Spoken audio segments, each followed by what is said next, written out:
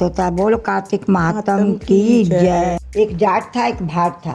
भाट की बहन थी, जाट की बहन थी, भाट की बहन नहीं थी। भैया दूज का दिन था। जाट ने कहा आज भैया दूज है, मैं तो अपनी बहन के जा रहा हूँ। भाट बोला मेरे तो बहन नहीं है, मैं भी चलता हूँ, मैं किसी को मुँह बोली बहन बना लूँगा। वे दोनों चल दिए। आगे चलकर जाट अपनी बहन के रुक गया। अब भाट ने देखा कि कुएं पर दो पनिहारिनी पानी भर रही हैं, आपस में बातें कर रही हैं कि आज भैया दूज है, आज हमारा भाई आएगा, जल्दी जल्दी चलते हैं। दूसरी बोली मेरा तो भाई नहीं है, मैं किसके टीका करूँगी। भाट वहाँ से ये बातें सुन रहा था। पनिहारी पानी लेकर अपने घर चली गई। पीछे पीछे भाट भी चल दिया।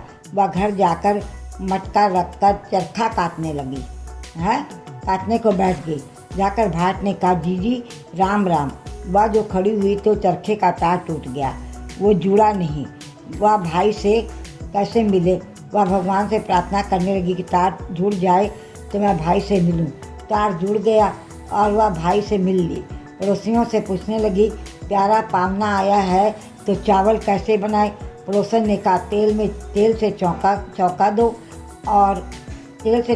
और घी में चावल दाल चढ़ा दो।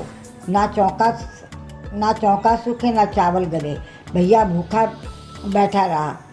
भाट मन में सोचता है कि मुँह बोली बहन है, सगी बहन होती तो अभी तक खाना खिला देती। इतने में ससुर बाहर से आता है। ससुर कहता है कोई अक्लमंद बहू हो तो गोबर मिट्टी से चौंका दे, दूध में चावल चढ़ाए तो चौका सूखता जाए, चावल गलते जाए तो प्यारे भाई को खाना खिला दे। बहन ने ऐसा ही किया। भाई ने फिर खाना खा लिया। खाना खाया भाई को रहते हुए 3 दिन हो गए। भाई कहता है बहन मैं घर जाऊं। बहन मना करती है, लेकिन भाई कहता है अब मैं जाऊंगा। सास ननद की चोरी से रात को चावल की पिन्नी पीस कर देती है तो सांप पिस जाता है। पिन्नी भाई को दे देती है। भाई चला जाता है। सुबह उठकर देखती है कि उसमें सांप पिसा हुआ है। सांप को पिसा हुआ देखकर बहन भाई के पीछे पीछे जाती है। नदी के किनारे भाई मेड़ा मारे पड़ा होता है। बहन तो वहीं बैठ जाती है। 12 साल तक बहन भाई का सिर अपने घुटने पर लिए बैठी रहती है।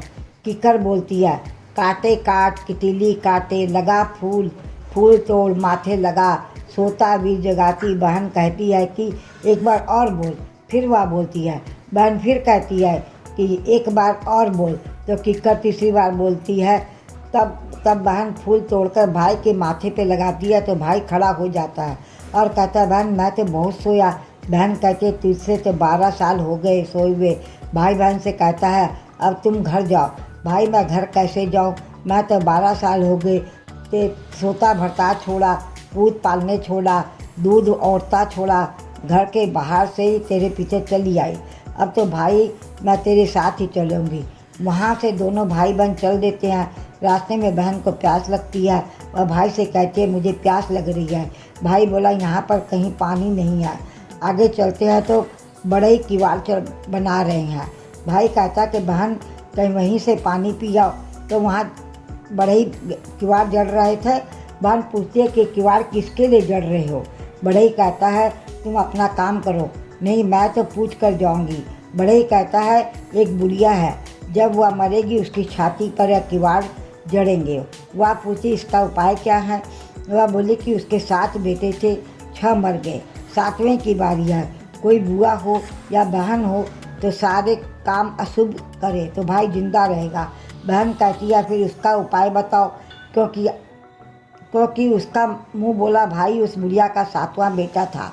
बड़ा ही कहता है कि जिस वक्त लड़के की सगाई आए तो लोटे से कर लो, हाँ बान होवे तो लोटे से कर लो। जिस वक्त मोड़ बांधे तो उसकी जगह फूस का फूल बांधे। दरवाजे से बाहर बारात नहीं निकाले, दीवार तोड़कर पीछे से निकाले। मर्दाना भेष बनाकर बहन बारात के साथ जाए तो